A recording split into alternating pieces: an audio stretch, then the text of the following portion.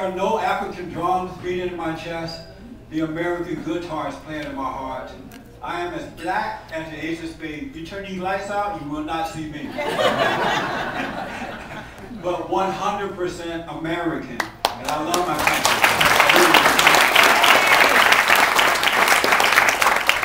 I'm going to tell you a little bit about the campaign that we're doing now. Then I'll end it with the organization that we're running, and I'll take a few questions. 2 years ago, well, last year, we started Stop Obama's Socialist Change campaign because, you know, I grew up on a plantation down in Alabama, right outside of Montgomery, Alabama. And I grew up at a time when black Americans were not allowed to live in certain areas, and we were not allowed to move about in certain areas. I remember for colors only signs, for whites only.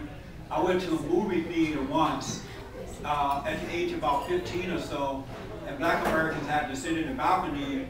We were not allowed to sit with white Americans downstairs. But that was fine with me because we had the better seats. You had a better view and everything. I'm like, wow, this is okay. And so, but not one time while growing up did I hear my grandparents or my parents say that we should hate white Americans. They never taught us to hate. They said that if you work hard, you do the right thing, you treat people the way you would like to be treated, you can make it in America. They never taught us to hate. And we did not rely on government. I did not know that government existed until I moved up north to Indiana. Because whenever there was a situation in my family and other families around me, we relied on one another. We would help each other out. The family stood together.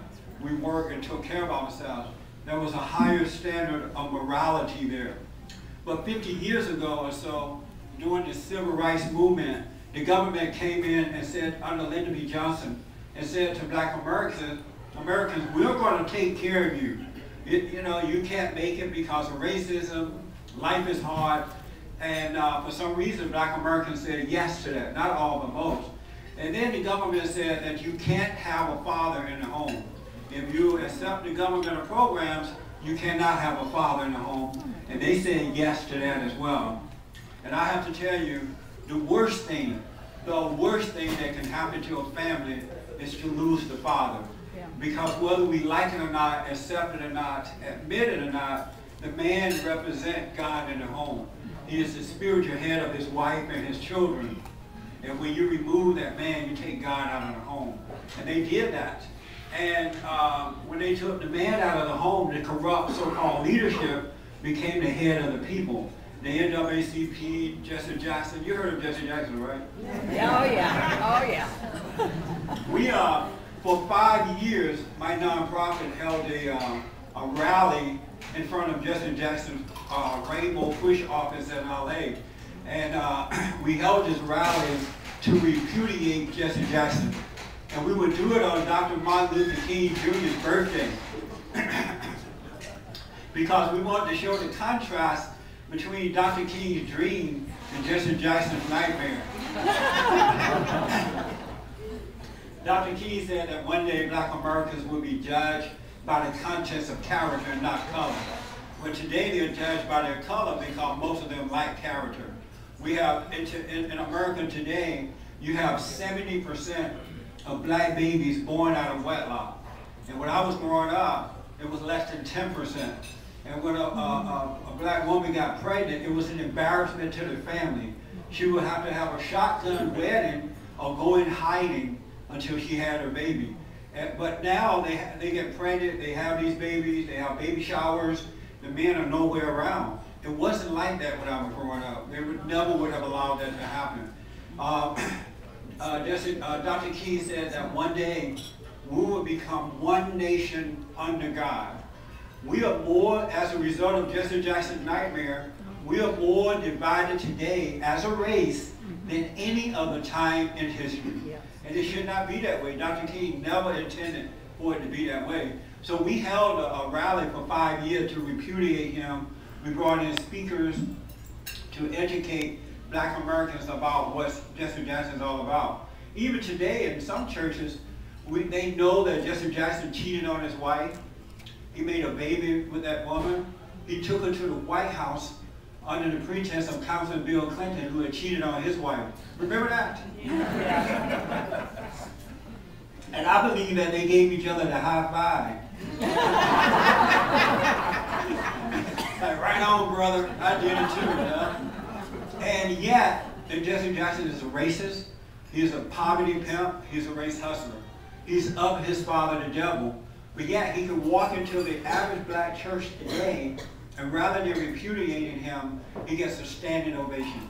They don't correct him. And to me, that's a bad image for young kids who are growing up without fathers and mothers to guide them in the right way. But he's losing some power now because we exposed him. Today you have in the state of Indiana alone, Indiana, Virginia, you have 80% of black babies born out of wedlock. 80. There's no outcry from the black churches about it. You don't hear the NAACP complaining about it. Over 70% of Planned Parenthood abortion mills are located in the inner cities around the country. Everybody and their mama have an abortion. Over 1,500 black babies are aborted every day. And yet we cannot get the black preachers to get involved.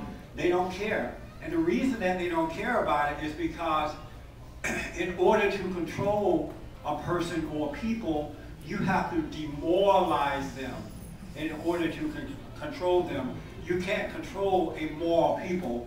You have to demoralize them.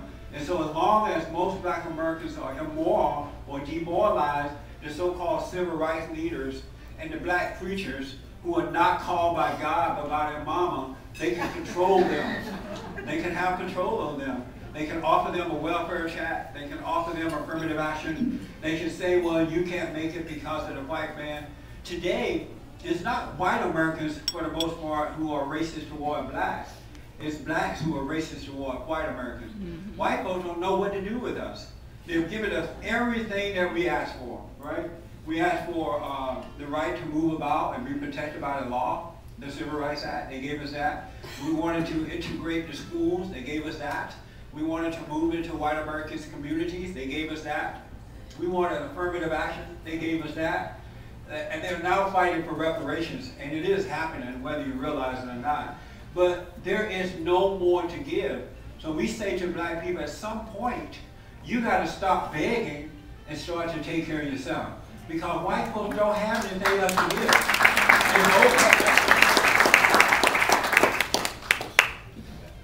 I say to black Americans, white people are not waking up at the breakfast table every morning trying to figure out how to keep the Negroes down. How many of you get up in the morning while you're having coffee? Oh, honey, how can we keep those Negroes down today? Pass the sugar.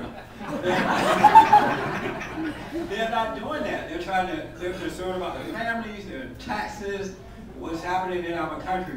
But because black Americans are angry, they really can't see that the civil rights leaders and most of the black preachers are their enemies. Absolutely. Because when you're angry, the friend look like the enemy and the enemy look like the friend. Have you ever had, you know what I'm talking about? I'll give you a quick example.